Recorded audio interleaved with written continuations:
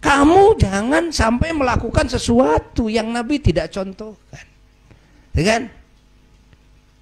Masa kuburan dengan masjid-masjid bagusan kuburan? Itu namanya matematika goblok. Matematika yang sesat dan menyesatkan. Yang Buya sering katakan matematika goblok. Matematika goblok ini. Nggak ngepas itu goblok itu.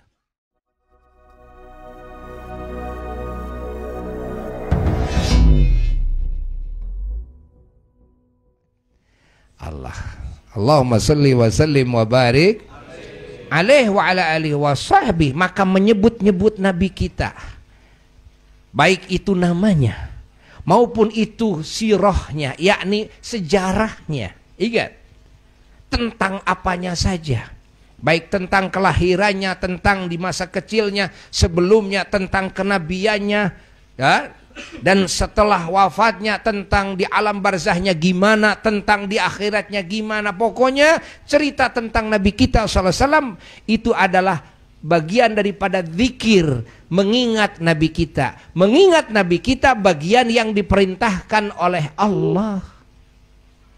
Wa rafa'na laka dzikraka. Fahami? Maka zikrullah dan zikrun Nabi harus memenuhi hari-hari kita. La ilaha illallah, la ilaha illallah. Sebut setelah itu nama Nabi kita. Baca salawat. Muhammadur Rasulullah, baca salawat oleh kita. Dan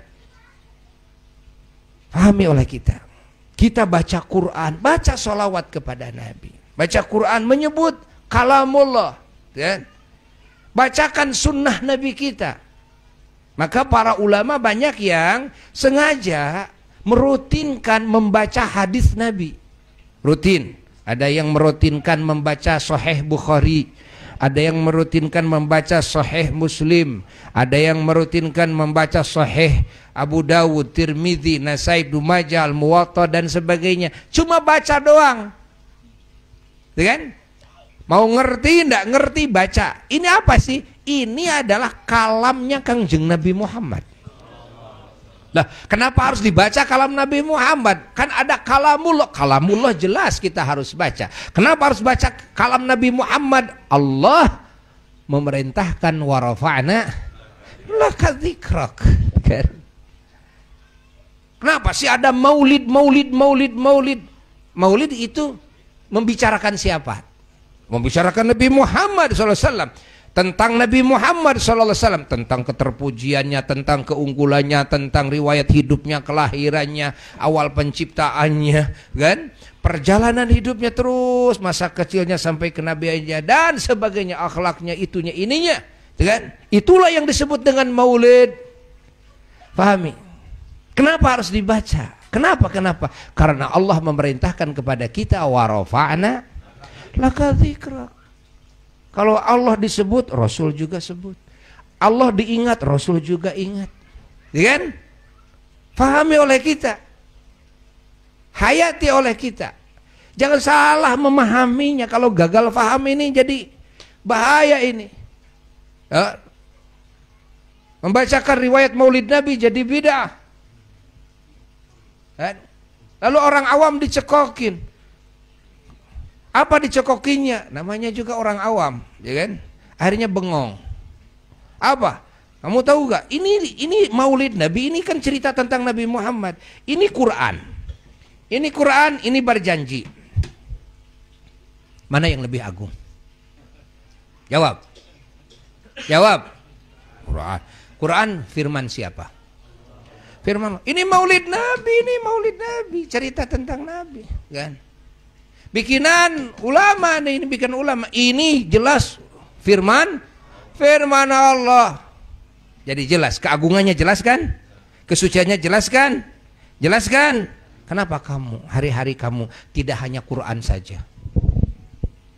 Kenapa pakai maulid? Ini pemikiran yang sepertinya benar, kan?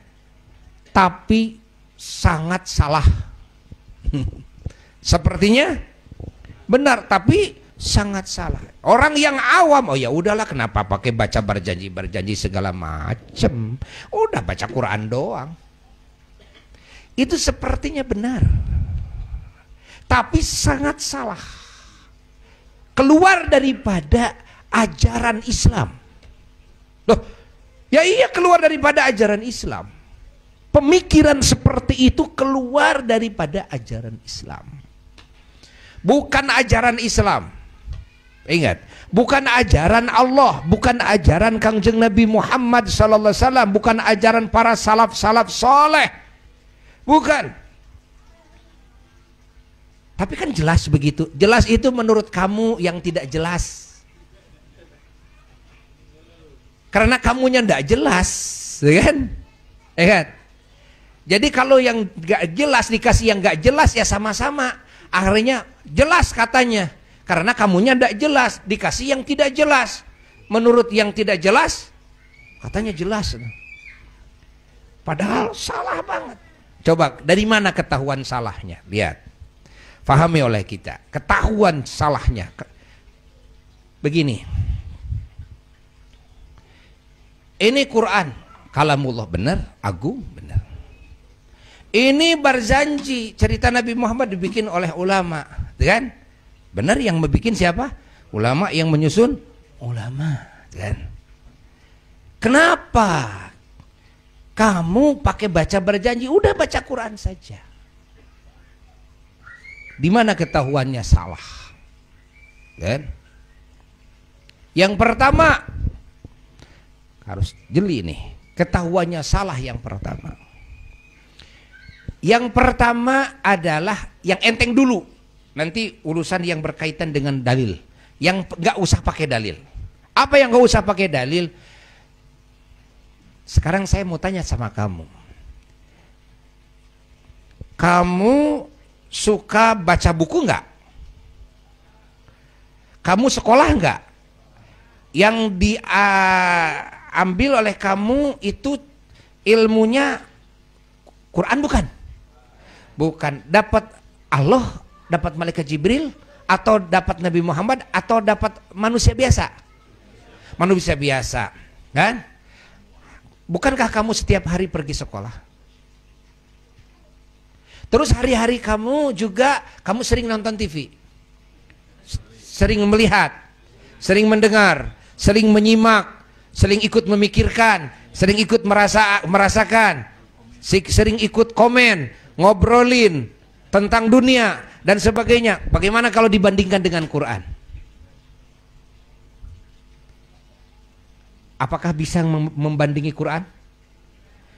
Kenapa kamu tidak Quran saja? Quran aja, udah, jangan ngomongin yang lain. Jangan cerita bisnis, jangan. Udah, Quran saja. Quran baca aja Quran. Hah?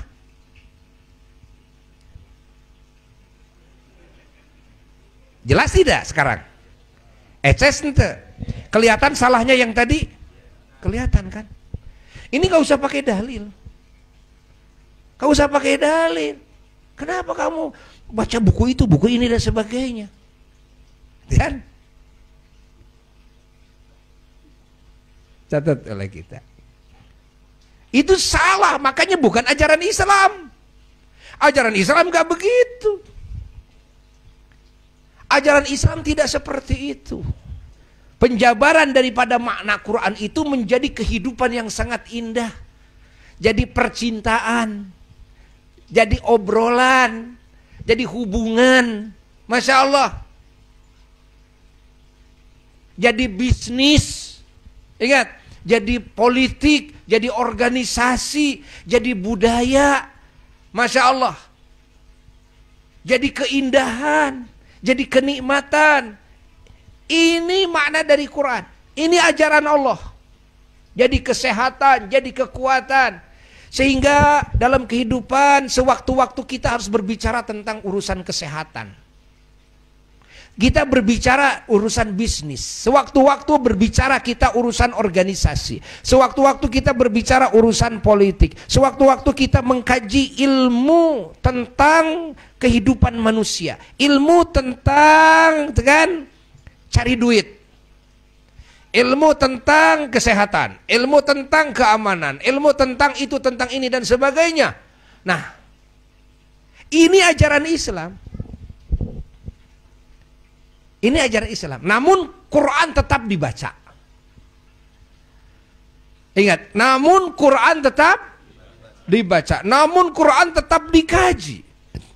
Yang salah dalam ajaran Islam, satu, ketika orang meninggalkan Al-Quran total, lalu berbicara yang lain, baca itu, baca ini dan sebagainya, kan? Ingat, seperti kehidupan orang-orang yang tidak beriman, mereka tidak mengenal Quran. Ini yang pertama, kan? Yang kedua yang salah apa? Quran melulu, baca Quran, tapi dia tidak mikirin bagaimana dia cari duit, usaha yang halal, ilmu bisnis dan sebagainya, gitu kan? Negara ini butuh ilmu politik, gitu kan? Ilmu politik bagi orang-orang yang mengurus rakyat dan sebagainya. Nah, pahami oleh kita, itu dua-duanya salah. Itu dua-duanya salah. Nah, ini kan makul, masuk akal kan? Masuk akal. Jadi jangan sampai dijadikan senjata agar orang meninggalkan membaca sejarah Nabi, riwayat Nabi, maulid Nabi dengan cara membodohi umat. Ingat, dengan pemikiran seperti barusan matematikanya. Ini matematika yang ngaco. Matematika yang sesat dan menyesatkan. Yang Buya sering katakan matematika goblok. Matematika goblok ini. Nggak ngepas itu goblok itu. Matematikanya seperti itu. Dan matematika seperti itu. Nah, persis matematika yang ngaco ini, yang goblok ini seperti begini. Kamu nggak usah pakai ikut mazhab Syafi'i, Maliki, Hanafi, Hambali, langsung saja kepada Quran dan hadis. Coba, ini Quran, ini hadis, lalu ini Imam Syafi'i. Kamu milih mana? Kan itu matematika goblok namanya. Hah? Kalau orang awam karena keawamannya bisa tertipu tuh. Oh iya ya, kenapa harus kepada Imam Syafi'i? Langsung saja kepada Rasulullah. Wah, udah bergaya, keren rasanya. Saya langsung kepada Rasulullah. Keren kayaknya gitu kan. Nah, apa itu Imam Syafi'i? Syafi'i itu kan. Maliki, Hanafi, Hambali. Itu kan manusia biasa. Langsung kepada Rasulullah. Pada Allah dan Rasulnya. Kan keren itu kan. Kayaknya keren, padahal goblok tuh. Pikirannya itu goblok itu. Matematikanya salah. Lah, salah matematikanya. Buya yang enteng aja kalau nanya matematikanya begini saja. Kamu kan mengajak orang agar nggak percaya kepada para imam-imam yang 4. Dengan karena itu manusia biasa, mungkin salah mungkin benar. Yang pasti benar adalah Nabi, oke. Yang pasti benar adalah Allah, oke. Ya. Saya mau tanya kepada kamu. Saya mau tanya, mana ibumu? Ini katanya ibu saya. Kenapa kamu tidak menikahi ibumu? Ini kan ibu, gak boleh menikahi ibu. Dari mana kamu tahu ibu? Apakah ada wahyu yang datang kepadamu? Dari mana itu tahu bahwa itu ibumu? Apakah Rasulullah yang mengatakan kepadamu bahwa itu ibumu? Mulai ngahulang tah? Ya enggak lah. Ya. Terus dari mana? Kamu percaya penuh sehingga kamu menetapkan dan menerapkan satu hukum haram saya menikahi ibu saya setelah meyakini bahwa itu ibu saya. Nah, sekarang yang saya pertanyakan kepada kamu, mana dalilnya Quran dan hadis bahwa itu ibu kamu?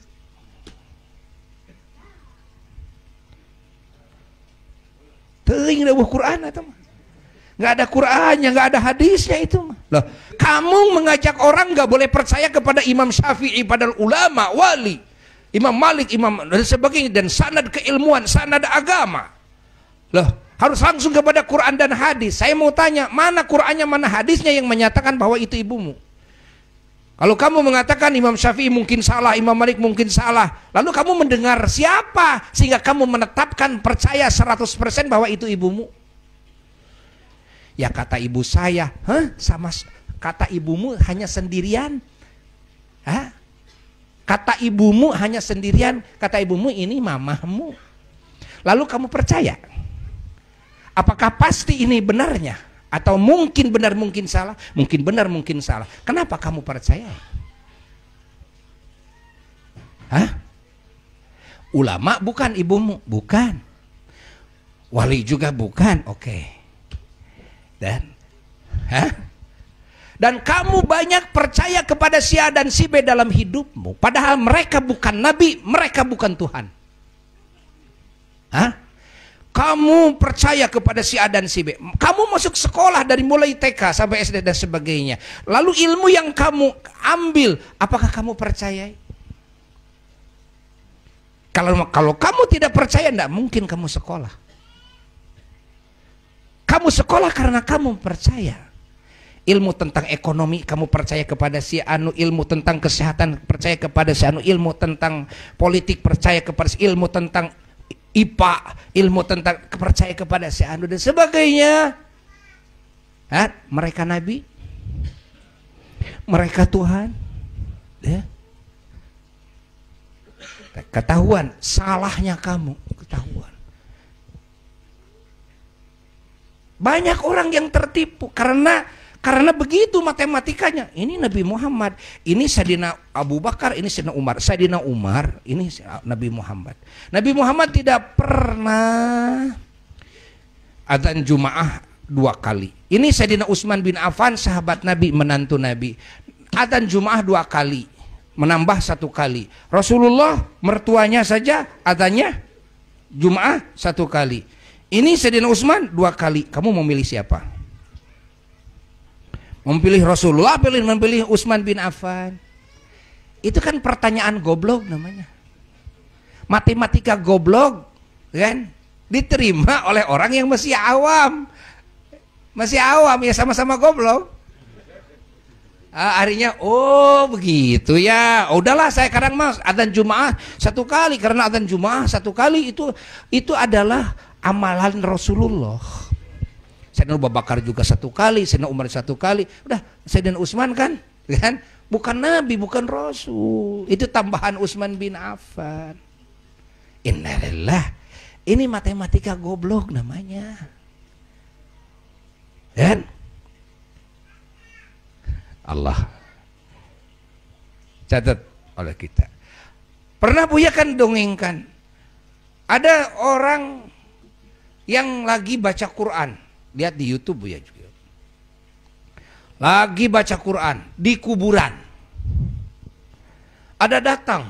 Oh, dia syekh gitu kan. Nih syekh ini datang. Diinterogasi, kenapa kamu baca Quran di kuburan? Kan? Matematika yang dilontarkan begini, kan? Kamu tahu nggak bahwa tempat yang mulia itu adalah masjid. Yang paling mulia itu bukan kuburan, tapi masjid, kan? Maka tempat yang paling baik itu masjid. Kamu kenapa baca Quran di kuburan? Tidak ada keterangannya. Nggak ada keterangannya. Kalau baca Quran di masjid ada keterangannya dan dicontohkan oleh Nabi. Para sahabat baca Quran di masjid. Kamu jangan sampai melakukan sesuatu yang Nabi tidak contohkan, kan? Masa kuburan dengan masjid masih bagusan kuburan? Itu namanya matematika goblok. Itu anak, karena masih anak-anak, akhirnya tidak bisa jawab anak itu, kan? Jadi kalau santri Buya, jamaah Buya, Asyifa, tukang ramet ini bisa jawab. Kang Iwan, tukang komputer, insya Allah bakal bisa jawab. Dengan jawaban yang tidak usah pakai dalil. Apa coba jawabannya? Begini saja jawabannya, kan? Oh, kalau begitu saya baca Quran di rumah haram, saya baca Quran di pasar haram, saya baca Quran di mobil haram, saya baca Quran sambil jalan haram, karena itu bukan masjid. Ya? Nanti dia juga bakal mikir lagi. Hah? Gak boleh baca Quran di kuburan, kan? Gak ada contohnya dari Nabi. Sama, baca Quran di mobil juga gak ada contohnya dari Nabi. Baca Quran di pesawat, baca Quran gak ada contohnya dari Nabi. Hah? Jadi kalau saya mau baca Quran di mobil, gak boleh, gak ada contohnya dari Nabi. Harus di masjid doang gitu. Di luar masjid tidak boleh baca Quran. Itu kan? Sama Pak Iwan akan dijawab begitu nanti. Hah? Itulah pemikiran goblok namanya. Catat oleh kita. Jadi seolah benar dan padahal hakikatnya salah. Salah total, sangat-sangat salah sekali. Apalagi kalau dengan keterangan-keterangan yang lain. Ya. Seperti yang barusan, baca berjanji Allah memerintahkan. Ini nabinya Allah, ini utusan Allah. Oleh Allah disebut-sebut kok dalam Quran. Ini utusan Allah. Kita diperintahkan harus mengenalnya. Bagaimana mungkin saya bisa cinta kepada orang yang saya tidak kenal? Tidak kenal keagungannya, tidak kenal keistimewaannya. Karena kecintaan bukan sesuatu yang bisa dipaksakan. Kecintaan, kan, ingat, kecintaan itu bisa tumbuh ketika mengenali kemuliaan, mengenali keunggulan, mengenali keterpujian, keindahan sesuatu, kan? Maka saya ingin membangun cinta kepada Nabi SAW, mau tidak mau caranya saya harus mengenal tentang keunggulannya, tentang keterpujiannya, karena tidak bisa dipaksakan. Cinta itu tidak bisa dipaksakan. Jika tak kenal maka tak sayang. Jika tak kenal maka tak cinta. Dan saya diperintah oleh Allah mengagungkan Nabi Muhammad SAW. Bagaimana mungkin saya bisa mengagungkan beliau tanpa mengetahui sisi-sisi keagungannya?